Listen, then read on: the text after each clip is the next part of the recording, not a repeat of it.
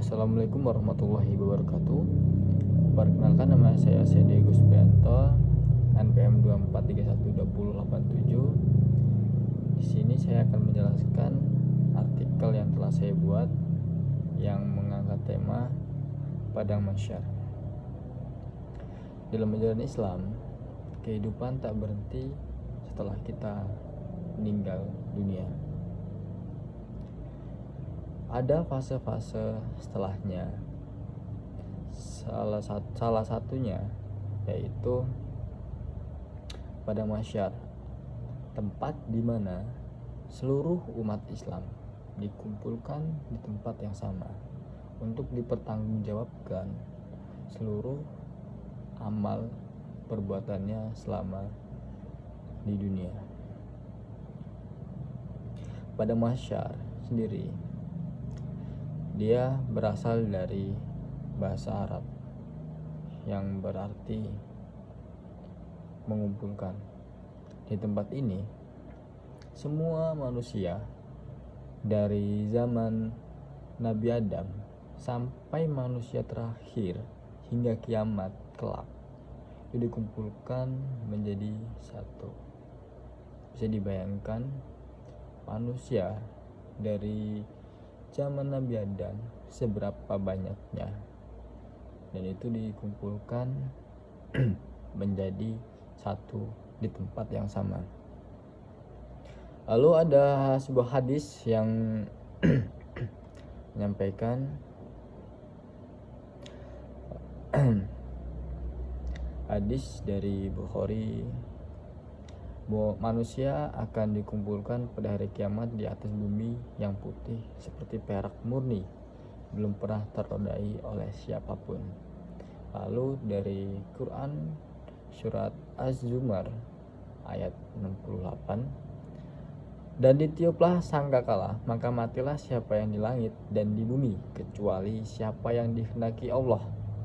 Kemudian ditiup sangkakala itu sekali lagi, maka tiba-tiba mereka bangkit dan menunggu putusan Allah. Jadi setelah peniupan sangkakala yang pertama, maka semua orang yang hidup yang mendengar sangkakala atau trompet itu akan binasa. Setelah itu tiupan sangkakala kedua, maka semua kita pindah ke Padang Mahsyar. Dan orang-orang yang sudah mendahului kita, dia akan dibangkitkan juga di Padang Mahsyar. Semua mengantri untuk menunggu pengadilan amal-amal mereka di bawah matahari, terik matahari, dan di atas bumi yang panas seperti perak murni. Itu intinya matahari, jarak matahari dan kepala kita itu tidak jauh. Dan yang saya tahu juga itu kalau semisal ada kita punya semasa hidupnya pernah kurban, itu bisa buat kendaraan kita di Padang Mahsyar gitu. Jadi di situ beda-beda. Lalu ini peristiwa di Padang Mahsyar. Yang pertama adalah kebangkitan Ba'ats. Setelah ditiupnya sangkakala kedua, seluruh manusia dibangkitkan dari kubur. 2. Pengumpulan. Mereka dikumpulkan di Padang Mahsyar yang luas. Tidak ada pepohonan, tidak ada gunung, dan tidak ada tempat yang teduh. 3. Penantian hisab. Waktu penantian terasa sangat panjang dan menegangkan. Matahari sangat dekat, manusia berkeringat sesuai kadar dosa dan amalnya. Gitu. Jadi matahari itu sangat dekat dengan kepala kita. Dan jika amal semasa hidup amal kita itu kurang, maka sangat amat lama dan susah untuk menunggu hisab. Lalu ada syafaat kubra. Nabi Muhammad SAW memberi syafaat agung untuk memohon agar proses pengadilan segera dimulai. 5. Hisab dan mizan. Setiap manusia dihisab amalnya dan ditimbang menggunakan mizan atau timbangan amal. Jadi timbangan amal itu nggak mungkin salah ya, nggak seperti yang dibuat manusia. Itu sudah pasti kebenarannya.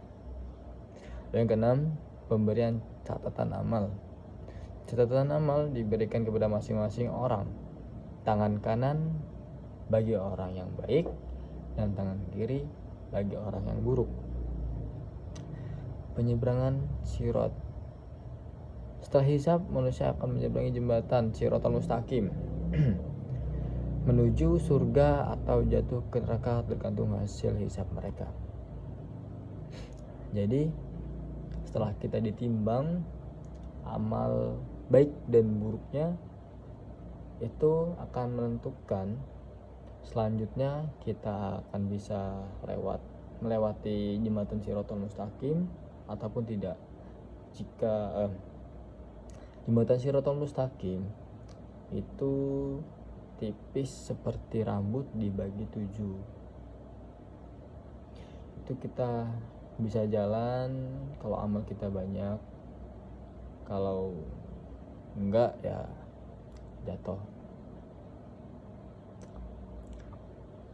Lalu kondisi manusia di padang mahsyar itu kita dalam keadaan tidak menggunakan apa-apa. Kita tidak belasan kaki, tidak pakai sepatu, sendal, telanjang bulat. Terus intinya kita seperti awal nggak ada apa-apa.